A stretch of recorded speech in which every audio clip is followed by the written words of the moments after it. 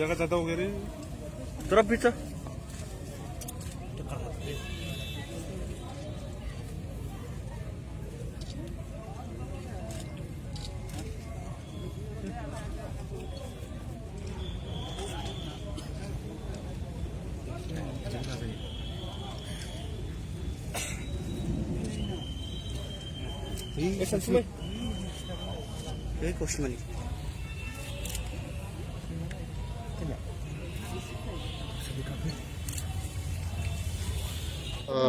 সমদল ভোটাদাৰে এলানি কৰি আছে বোলে এইটো কি মই এইবিলাকৰ ওপৰত মন্তব্য দিব নোখোজোঁ আৰু এইটো আমাৰ ৰাজনৈতিক দল এটাই আনৰ ওপৰত আভ্যন্তৰীণ বিষয়ৰ ওপৰত কমেণ্ট দিয়াটো উচিত নহয়। জাতীয় পৰিষদ আৰু যিটো ৰাজ্য দল BTADৰ নিৰ্বাচন ডিচেম্বৰ মাহত অনুষ্ঠিত হ'ব। যিটো অসম জাতীয় পৰিষদ আৰু ৰাজ্যৰ দৰে যদি এলায়েন্স হ'বলৈ গৈ আছে কি মন্তব্য দিব? মইতো আগতেই তেওঁলোকক আহ্বান জনাই আছোঁ যে তেওঁলোক মিত্ৰ হ'ব লাগে, একেলগ হ'ব লাগে।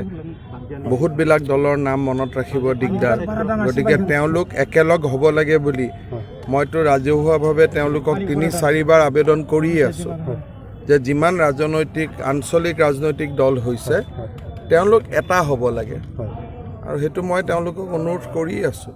প্ৰদ্যুৎ বুদুলি যে মন্তব্য ৰাখিছিলে যিটো দুটা দলে যাতে কংগ্ৰেছৰ লগত যদি মিত্ৰ নকৰে তেতিয়া ধ্বংস হৈ যাব বুলি মন্তব্য, এই ক্ষেত্ৰত কি ক'ব? মই প্ৰদ্যুৎ বৰদলৈৰ ওপৰত মই কি কমেণ্ট দিম, এইটোত মোৰ কমেণ্ট দিয়াৰ কথা নহয়। এইটো ডাঙৰীয়া আজিৰ দিনত BPF আৰু BJPৰ মাজত সম্পৰ্ক কেনেকুৱা? য'ত বৰ্তমান BTADৰ ইলেকশ্যন আছে।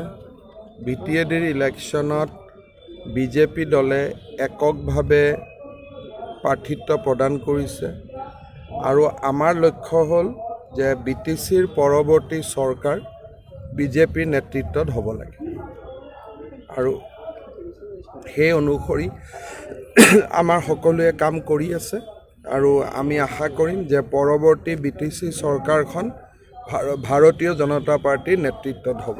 কাৰোবাৰ লগত এলায়েন্স হ'ব ছাৰ?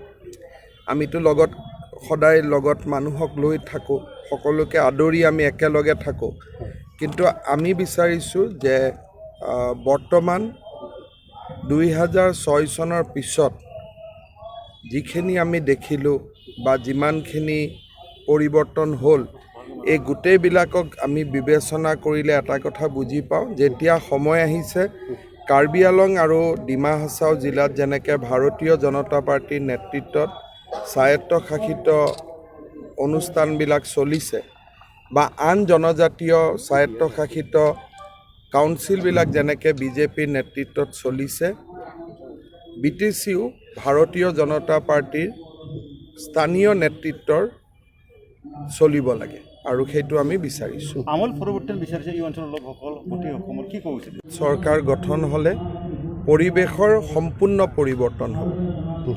আজিৰ দিনত BPFৰ পৰা আজিৰ দিনত আমি 5 বছৰৰ কাৰণে BPFৰ লগত আমাৰ এলায়েন্স আছিলে, গতিকে এই 5টা বছৰ আমি এলায়েন্সত আছোঁ। পৰৱৰ্তী কি হ'ব কি নহ'ব সেইটো সময়ৰ পৰিৱেশৰ লগত নিৰ্ভৰ হ'ব। AGPৰ লগতো আমি আছোঁ, BPFৰ লগতো আমি আছোঁ, কিন্তু অহা 5 বছৰ ৰাজনীতি কি হ'ব সেইটো আজি আমি ক'ব নোৱাৰোঁ। আজি আমি BTC ইলেকশ্যনত বেলেগে আমি ইলেকশ্যন খেলিছোঁ, আৰু BTCৰ নিৰ্বাচনত আমাৰ কাৰো লগত ৰাজনৈতিক মিত্ৰতা নাই, আমি অকলে ইলেকশ্যন খেলিছোঁ। আজিৰ দিনত BPFৰ পৰা বহুখিনি ৰতি মহাৰতী BJPলৈ গমন কৰিবলৈ স্পষ্টত আহিছে। BPF দলৰ কেইবাজনো বিধায়ক আৰু সংসদ ভাৰতীয় জনতা পাৰ্টীৰ লগত সুসম্পৰ্ক ৰক্ষা কৰি আহিছে, কিন্তু দলত যোগদান কৰিব নকৰিব এই ধৰণৰ কথা মই ক'ব খোজা নাই, কাৰণ সকলো একোজন ৰাজনৈতিক নেতা নিজৰ সিদ্ধান্তৰ কথা নিজে কোৱা উচিত, তেওঁলোকৰ সিদ্ধান্তৰ কথা মই কোৱা অনুচিত।